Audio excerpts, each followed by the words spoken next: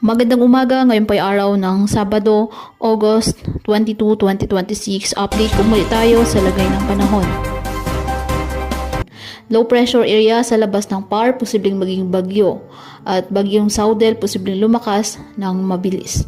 Tumaas po ngayon ang posibilidad na maging tropical cyclone ang low pressure area na nasa labas po ng ating PAR. Batay sa kasalukuyang forecast, ang maaari pong nitong maging panandali ang bagyo bago muling humina. Inaasang kikilos naman ang low pressure area, pakanluran, hilagang kanluran at may posibilidad na pumasok sa PAR bago muling lilihis pahilagang silangan at tuluyang lumabas ng PAR. Samantala patuloy po na lumalakas si bagyong Saudel. May forecast guidance po na nagpapakitang maaari po itong lumakas ng mabilis sa susunod na 24 hanggang 36 oras at posibleng umabot sa typhoon o super typhoon category.